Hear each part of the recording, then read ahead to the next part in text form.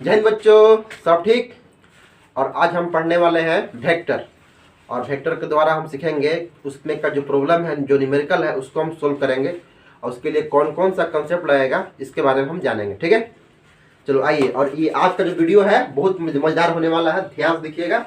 चलिए, वेक्टर है, ठीक है। तो आपको जानना पहले है कि फिजिकल क्वांटिटी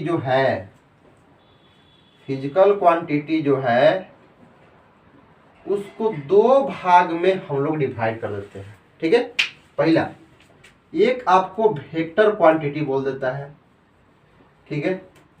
और सेकंड जो है आपको बोल देता है स्केलर क्वांटिटी बोल देता है ना। चलिए, अब वेक्टर क्वांटिटी और स्केलर क्वांटिटी से आपको मुलाकात बहुत पहले भी हुआ होगा। तो वेक्टर क्वांटिटी किसको बोलता है? जिसमें क्या होता है, मैग्नीट्यूड होता है। और मैग्नीट्यूड के साथ साथ क्या रहेगा, डायरेक्शन होता है बाबू। और इसमें क्या रहेगा आपका, सिर्फ मैग्नीट्यूड रहेगा, सिर्फ मैग्नीट्यूड रहेगा जिसमें, उसको हम बोलेंगे स्केलर क्वांटिटी बोलेंगे। और जिसमें मैग्नीट्यूड प्लस रहेगा डायरेक्शन, उसको हम बोलेंगे वेक्टर क्वांटिटी बोलेंगे।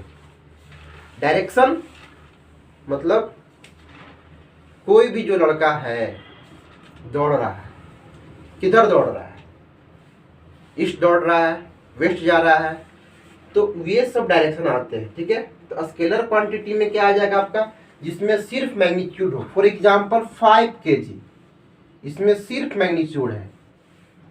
10 मिनट क्या है, मैग्नीट्यूड है।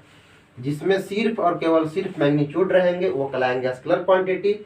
जिसमें मैग्नीट्यूड के साथ साथ रहेंगे direction. For example 5 metre east दिया हुआ है, ठीक है, और दिया हुआ है 10 मीटर वेस्ट दिया हुआ है।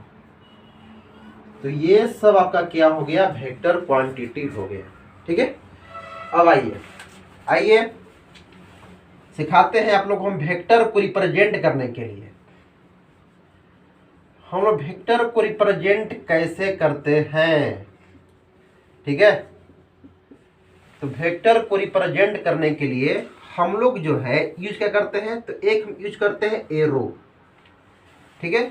इस एरो के द्वारा हम किसी भी वेक्टर को रिप्रेजेंट करते हैं। और ये आपका जो एरो का जो सिंबल है इधर जो दिख रहा है आपका, ये जो दिखाई दे रहा है, तीर दिखाई जो दे रहा है ना, ये बताता है आपको डायरेक्शन। ये कहता है आपको डायरेक्शन, राम जी मारे तीर और तीर जा रहा है, तो वह उसी डायरेक्शन में जाएगा जिधर से वो उन्होंने छोड़ा है। तो ये आपका हो गया डायरेक्शन। और ये जो लेंथ होता है, ये जो लेंथ है, यह लेंथ जो होता है यह शो करता है मैग्नीट्यूड ऑफ वेक्टर।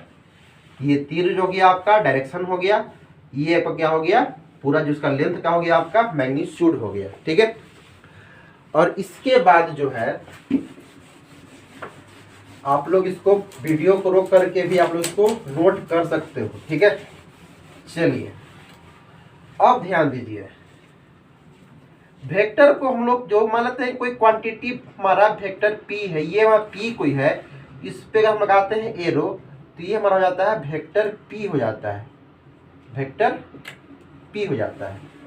ठीक है, चलिए हम पढ़ेंगे अब टाइप्स ऑफ वेक्टर पढ़ने वाले हैं। टाइप्स ऑफ वेक्टर पढ़ेंगे हम लोग, टाइप्स ऑफ वेक्टर की बात होगी। चलिए, वेक्टर जो है कितने कितने तरह का होता है, ठीक है। आप लोगों ने देखा होगा वही कहानी रामायण की। रामायण कहानी क्या होता कि एक तीर निकला और उस तीर के निकलने के बाद बहुत से तीर हो गए।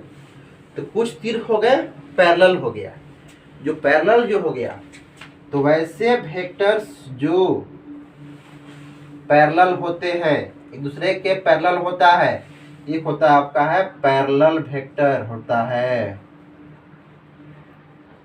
ये हो गया आपका पैरेलल वेक्टर हो गया। पैरेलल वेक्टर होने के लिए दोनों का आपस में पैरेलल होना जरूरी है, लेकिन दोनों का एक ही डायरेक्शन में होना जरूरी नहीं है। चलिए दूसरा आपका हो गया अपोजिट वेक्टर हो गया, अपोजिट वेक्टर हो गया। इसमें क्या हो गया, वैसे दो पैरेलल वेक्टर्स, वैसे दो पैरेलल वेक्टर्स जिनका डायरेक्शन एक दूसरे के अपोजिट हो, इसका इधर जा रहा डायरेक्शन वेक्टर, इसको हम ए कहेंगे, और एक इसके जस्ट अपोजिट जा रहा है, इसका वेक्टर बी बोलेंगे।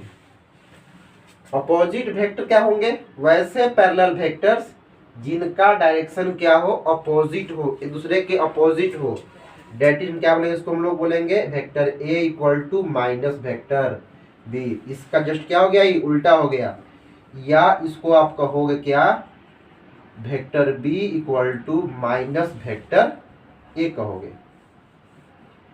ठीक है, अपोजिट वेक्टर होने की ध्यान क्या देना है इसमें है कि दोनों का डायरेक्शन अलग रहेगा, बट दोनों का जो मैग्नीट्यूड रहेगा क्या रहेगा, सेम रहेगा। आपका थर्ड में आइए, इक्वल वेक्टर आ जाइए, इक्वल वेक्टर आ जाइए। वैसे दो वेक्टर्स, वैसे दो वेक्टर्स जो पैरेलल हो और दोनों का मैग्नीट्यूड और डायरेक्शन दोनों क्या हो, सेम हो। वेक्टर ए एक इधर जा रहा है और वेक्टर बी कहाँ जा रहा है, इसी डायरेक्शन में जा रहा है, दोनों का डायरेक्शन सेम हो गया, दोनों क्या हो गया, आपस में पैरेलल हो गया। तो ये दोनों का पल आएगा इक्वल, जब दोनों का डायरेक्शन सेम हो और दोनों का मैग्नीट्यूड क्या हो, सेम हो, उसको हम बोलेंगे इक्वल वेक्टर बोलेंगे। आ जाइए 4 में आ जाइए। एक आपका होता है जीरो वेक्टर होता है, जीरो वेक्टर, या इसी को हम बोलते हैं नल वेक्टर भी इसको हम लोग बोलते हैं। वैसा वेक्टर जिसका मैग्नीट्यूड क्या हो, जीरो, जिसका मैग्नीट्यूड क्या हो, जीरो। वेक्टर के मैग्नीट्यूड को हम लोग, मैग्नीट्यूड ऑफ वेक्टर जो है हम लोग कैसे लिखते हैं, वेक्टर ए का निकालना होगा मैग्नीट्यूड, तो मॉडुलस ऑफ वेक्टर ए बोलेंगे, या इसको जो है सिर्फ और केवल सिर्फ हम लोग ए कहेंगे। ठीक है, तो समझ में आ गया जीरो वेक्टर। जीरो वेक्टर क्या है, जीरो वेक्टर या नल वेक्टर वैसा वेक्टर है जिसका मैग्नीट्यूड क्या हो, जीरो। चलिए एक आपका आ जाइए यहाँ पे 5 में आ जाइए, को इनिशियल वेक्टर, को इनिशियल वेक्टर आ जाइए, को इनिशियल वेक्टर, वेक्टर्स कहता है कि एक से अधिक वैसे वेक्टर्स जिनका स्टार्टिंग पॉइंट एक ही हो, एक ही स्टार्टिंग पॉइंट से निकलने वाले जो होते हैं वेक्टर्स, वह सब कहलाते हैं को इनिशियल वेक्टर कहलाते हैं। Vector A, vector B, vector C, vector D, यहाँ आपका vector A, vector B, vector C और वेक्टर डी क्या हो गया, आर को इनिशियल हो गया, को इनिशियल वेक्टर हो गए। ठीक है, चलिए अब आप फाइंड कीजिएगा, इतना सबका हो गया, इसको अगर आपको नोट करना कर लीजिए, पेपर देख लीजिएगा फिर से। पैरेलल वेक्टर्स वैसे वेक्टर्स जो पैरेलल हो, इनका डायरेक्शन सेम हो या सेम नहीं हो। सेकंड में ये अपोजिट वेक्टर क्या होगा, वैसे दो वेक्टर जिनका मैग्नीट्यूड सेम हो लेकिन डायरेक्शन अलग अलग हो। थर्ड में आ जाइए, इक्वल वेक्टर, वैसे वेक्टर्स जिनका मैग्नीट्यूड तो सेम रहबे करेगा और उनका साथ में क्या डायरेक्शन भी सेम होना चाहिए। इसमें आ जाइए जीरो वेक्टर में आइए, तो वैसे वेक्टर्स जिनका मैग्नीट्यूड जीरो हो उसको हम बोलते हैं जीरो वेक्टर, या उसको बोलते हैं नल वेक्टर बोलते हैं। इसमें जाइए कोई इनिशियल वेक्टर, वैसे वेक्टर्स जिनका स्टार्टिंग पॉइंट एक ही हो, एक ही पॉइंट से निकलने वाले वेक्टर्स सब कहलाते हैं कोई इनिशियल वेक्टर कहलाते हैं। और आप करोगे, बनाओगे कुछ, आइडेंटिफाई कीजिएगा, ये आपको करना है, आइडेंटिफाई करना है, identify the vectors from the given figure. चलिए एक दिया हुआ आपका, बताना है कौन सा वेक्टर है, आपको बताना है इसमें कौन सा है, कौन सा वेक्टर है, vector A, vector B, vector C, vector D और वेक्टर ई। बताना आपको इसमें कौन सा को इनिशियल है, कौन वेक्टर जो हमारा है अपोजिट वेक्टर है, कौन पैरेलल वेक्टर है। एक वेक्टर यहाँ से आ गया, एक यहाँ देखिए, और एक आपका यहाँ आ गया, एक आपका यहाँ आ गया। बताना है आपको इसमें कौन सा वेक्टर पैरेलल होगा, कौन सा वेक्टर इनिशियल होगा, को इनिशियल होगा, कौन वेक्टर अपोजिट वेक्टर होगा।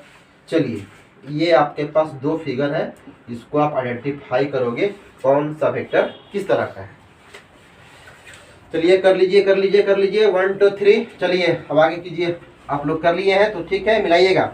देखिए हम करेंगे इसमें इस पॉइंट से निकालने वाले vector A, B, C, D और ई, यानी कि आपका A vector, B, C, D और ई, ये पांचों क्या लाएंगे, को इनिशियल कहलाएंगे। क्या कहलाएंगे, को इनिशियल कहलाएंगे। चलिए देखिए इधर सी जा रहा है ऊपर में, ई कहाँ आ रहा है, नीचे में आ रहा है।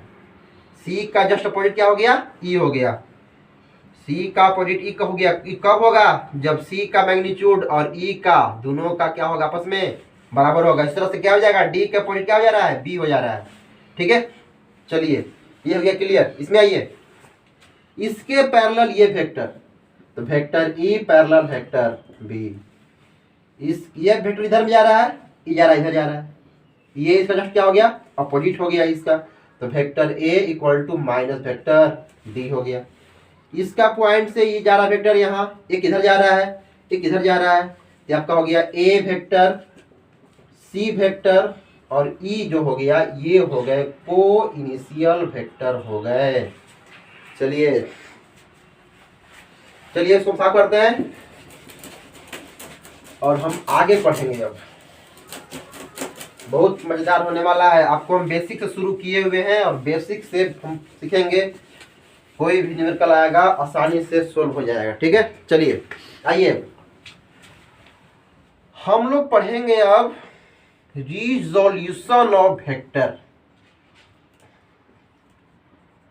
रिजोल्यूशन ऑफ वेक्टर पढ़ेंगे। और आपका टाइप्स ऑफ वेक्टर में एक छूट गया है जिसका नाम है यूनिट वेक्टर, और यूनिट वेक्टर को हम लोग इसी में पढ़ लेंगे, इसी में हम पढ़ लेंगे यूनिट वेक्टर। ठीक है, चलिए रिजोल्यूशन ऑफ वेक्टर और यूनिट वेक्टर हम पढ़ेंगे, अभी जस्ट पढ़ेंगे। आइए resolution of vector, resolution of vector हम पढ़ेंगे क्या होता है। चलिए अब आते हैं अभी जस्ट। चलिए रिजोल्यूशन ऑफ हम पढ़ेंगे, वेक्टर पढ़ेंगे। ठीक है, क्या होता है देखिए, ये आपका हो गया कार्टेशियन प्लेन। ठीक है, X X dash, Y Y dash, कोई वेक्टर चला और ये वेक्टर ए। अब ध्यान क्या देना है कि ये वेक्टर जो है इस एक्स एक्सिस के साथ कोई ना कोई तो एंगल फॉर्म करेगा। ये आपका एंगल फॉर्म कितना कर दिया, ये कर दिया आपका थीटा कर दिया फॉर्म यहाँ पे एंगल। अब इस वेक्टर के लिए एक कंपोनेंट कहाँ हो रहा है, इधर हो रहा है, एक कहाँ हो रहा है, इसका इधर हो रहा है। तो एक कंपोनेंट इधर, एक कंपोनेंट इधर। तो अगर यहाँ से यहाँ तक का लेंथ अगर इसका मैग्नीट्यूड रहेगा बाबू, इसका मैग्नीट्यूड क्या हो गया हमारा, ए हो गया। ठीक है, इसको वेक्टर ए का मैग्नीट्यूड हम लिख देते हैं यहाँ पे ए, ये आपका वेक्टर ए शो कर रहा है। चलिए यहाँ से हम एक परपेंडिकुलर ड्रॉ करेंगे और एक हम परपेंडिकुलर ड्रॉ करेंगे, यहाँ से करेंगे। ठीक है, चलिए अब निकालिए cos theta, cos theta equal to क्या हो जाएगा, अगर ये ओ है, यह ए है, और यहाँ बी है, और ये पॉइंट हमारा सी है। कॉस थीटा क्या होता है, बेस अपॉन हाइपोटेनस। बेस क्या है, ओए। ओए अपॉन इसका पूरा का कितना लेंथ माना गया है, वेक्टर ए का मैग्नीट्यूड क्या है, ए है। इसको आप करोगे OA equal to A cos theta. ठीक है, अब निकालिए साइन थीटा निकालिए।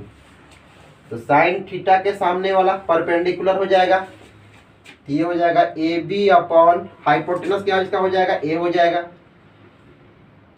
या साइन थीटा जो है यह ए बी क्या है, इसका जो लेंथ है इसके बराबर है, ओसी के बराबर है। तो जहां ए बी वहां ओसी करेंगे, आपका ओसी कितना आ जाएगा, ए साइन थीटा। ये आपका रिजोल्यूशन इसका निकल गया। वेक्टर ए का कितने कंपोनेंट, दो कंपोनेंट।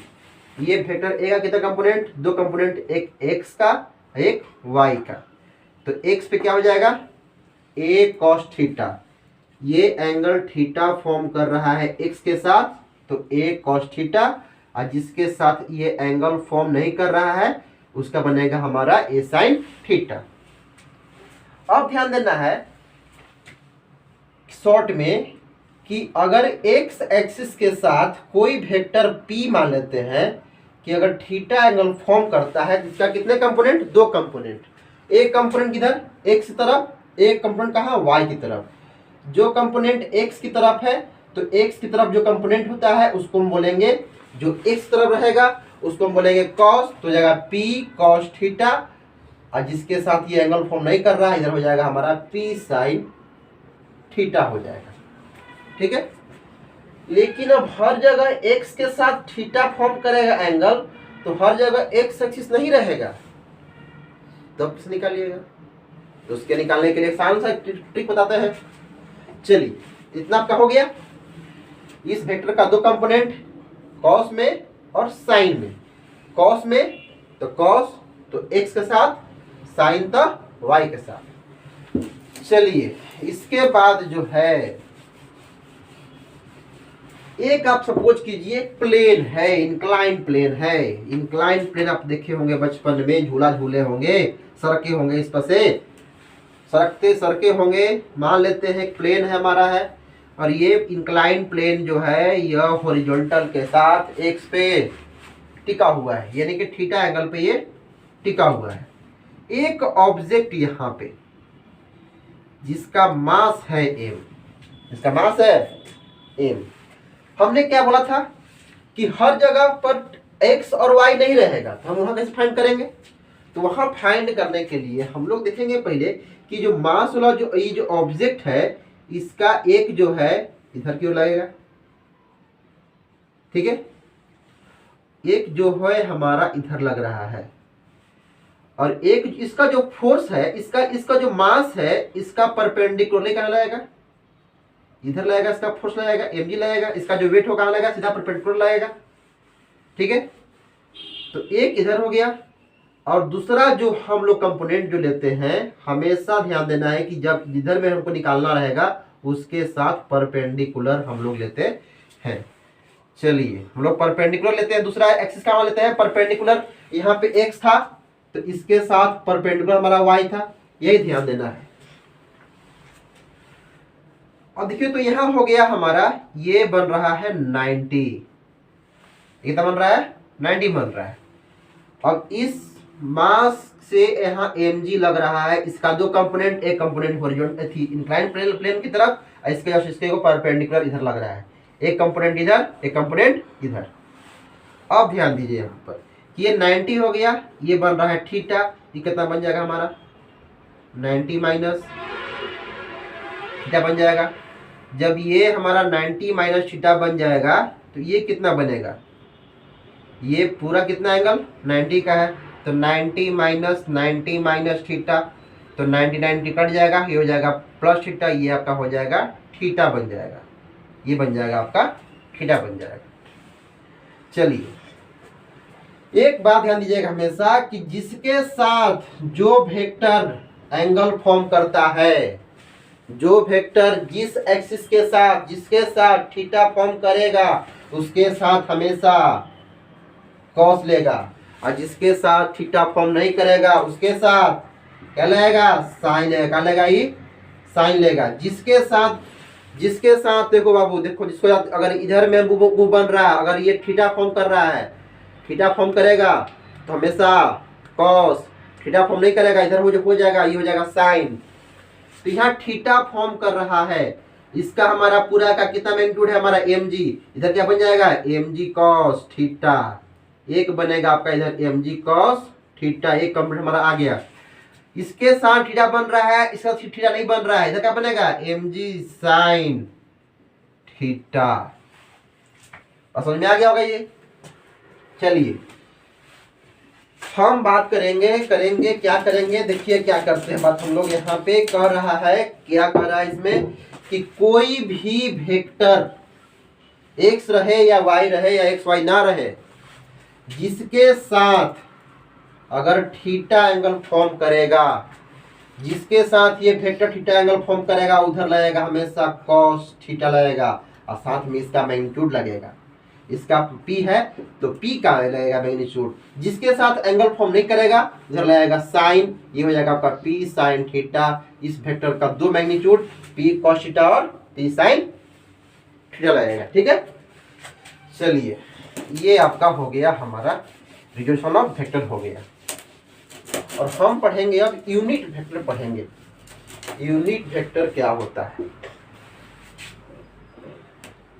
यूनिट वेक्टर पढ़ेंगे हम लोग क्या होता है। इसमें अभी और पढ़ना आपको है, रिजोल्यूशन वेक्टर में भी आपको और पढ़ना है, लेकिन पहले हम पढ़ेंगे यूनिट वेक्टर पढ़ेंगे, इसके बाद इसका कंपोनेंट हम इसमें यूज करेंगे और निकालेंगे हम लोग वेक्टर को अलग अलग तरह से कैसे कैसे हम लोग लिखते हैं। यूनिट वेक्टर क्या है, तो वैसे वेक्टर जिसका मैग्नीट्यूड कितना हो 1, ये हमारा कहलाता है यूनिट वेक्टर। वैसे वेक्टर जिसका मैग्नीट्यूड कितना हो 1 हो कहलाएगा हमारा यूनिट वेक्टर।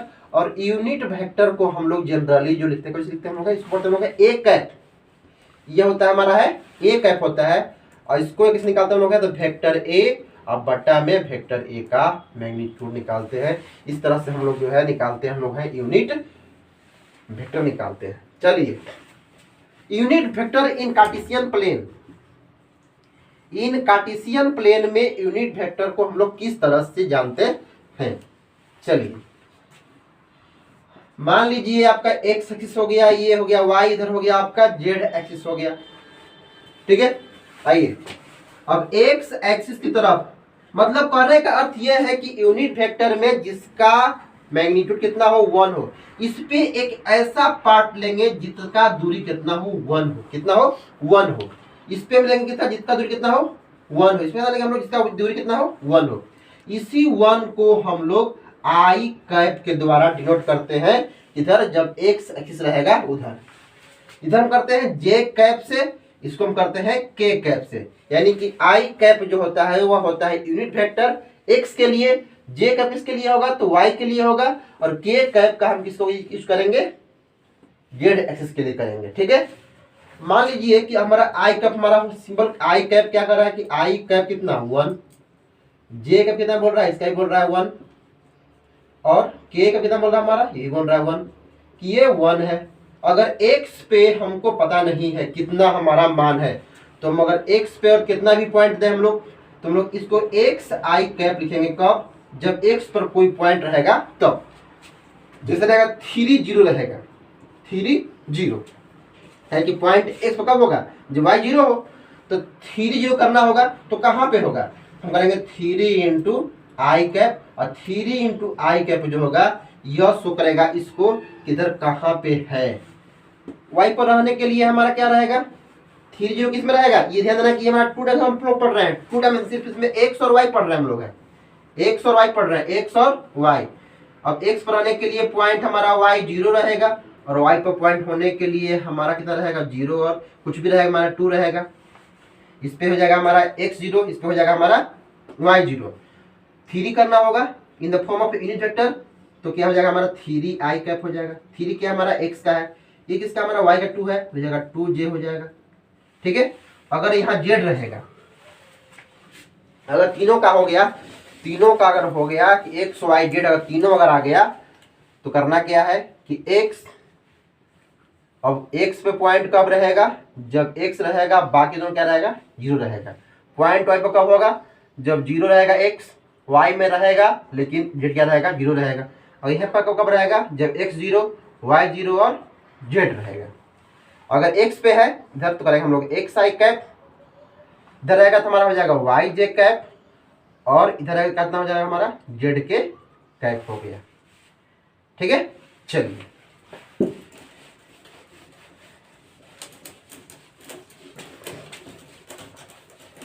हम लोग सीखेंगे अब यहाँ पे पोजीशन वेक्टर थोड़ा जानेंगे। पहले पोजीशन वेक्टर क्या होता है, पोजीशन वेक्टर पढ़ेंगे हम लोग, पहले पढ़ेंगे 2D में पढ़ेंगे, एक्स और वाई रहेगा तब।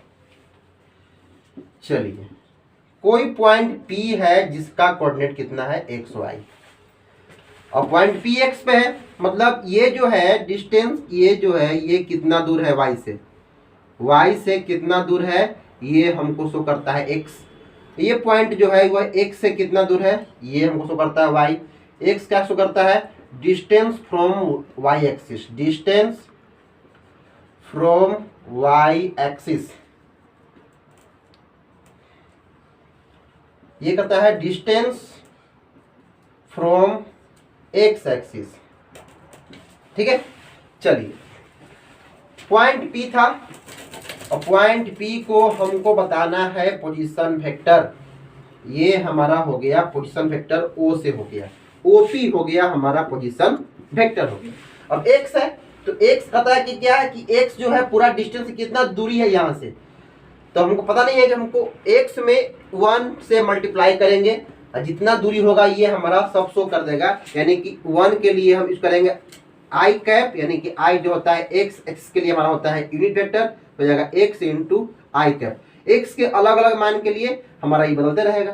प्लस करेंगे y j कैप, क्योंकि किस पे है, y पे है, इसके लिए हम यूज किए थे j, देखिए यहाँ दिया हुआ है j दिया हुआ है, तो OP हमारा हो गया x i cap plus y j cap हो गया। अब इसमें जोड़ लगा देता है कि z एक्सिस में आ गया।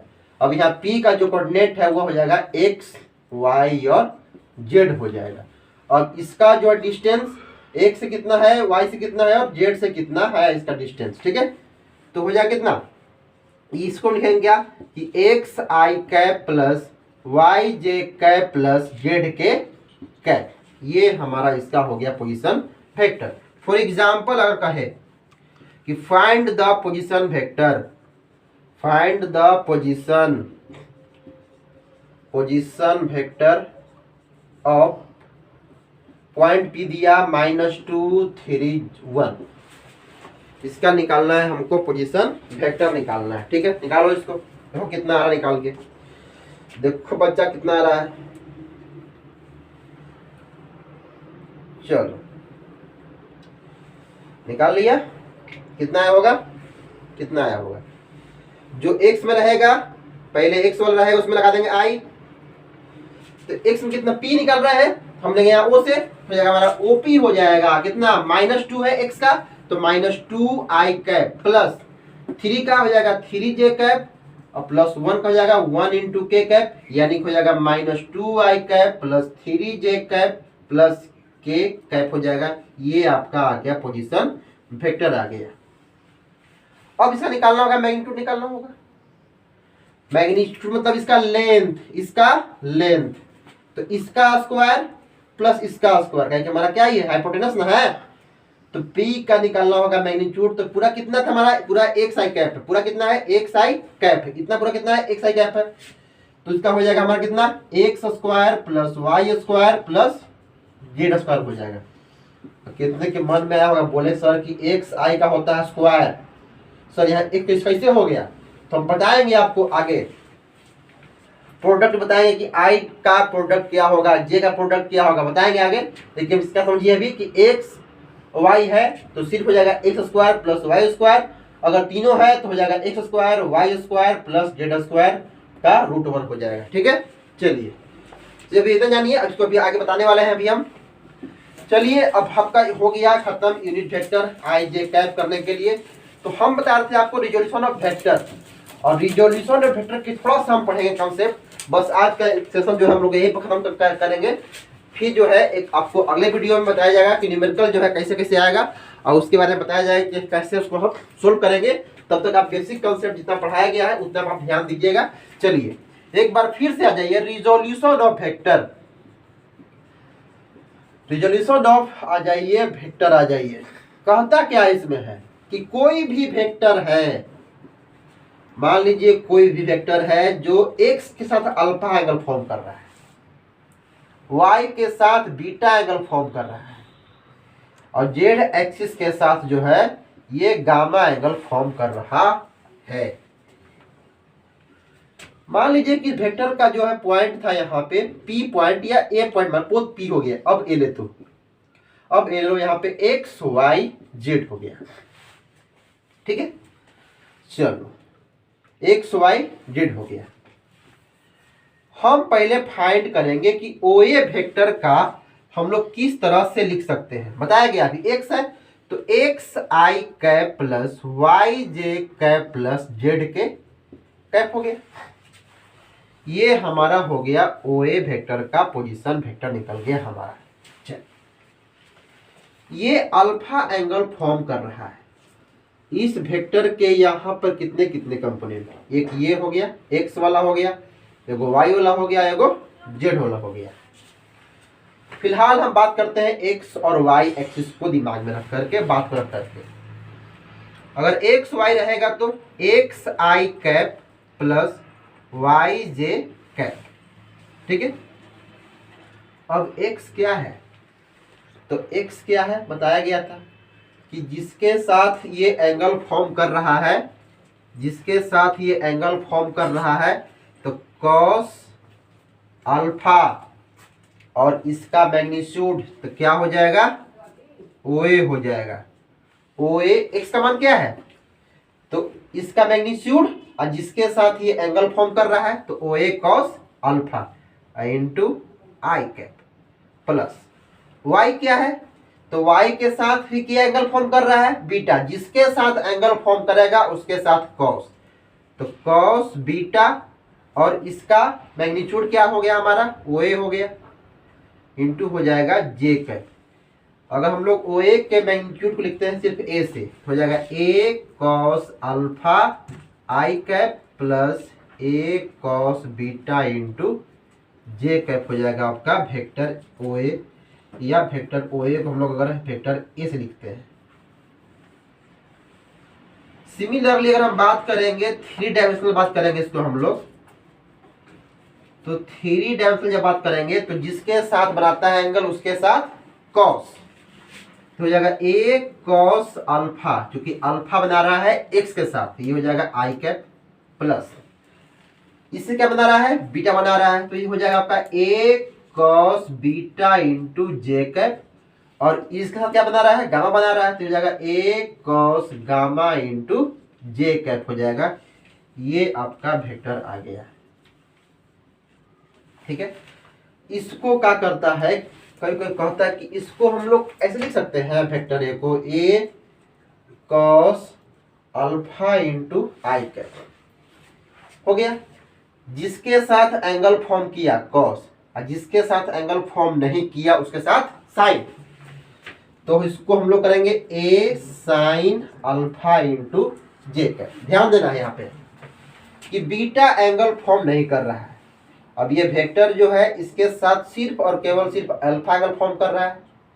जब अल्फा एंगल जब फॉर्म कर रहा है इसका 2 कंपोनेंट, एक कंपोनेंट y का, एक कंपोनेंट z का, तो इसका कंपोनेंट क्या होता था, जिसके साथ एंगल फॉर्म करेगा कॉस, तो इसका क्या हो जाएगा A कॉस अल्फा, और इसका क्या होगा, इसका हो जाएगा A साइन अल्फा।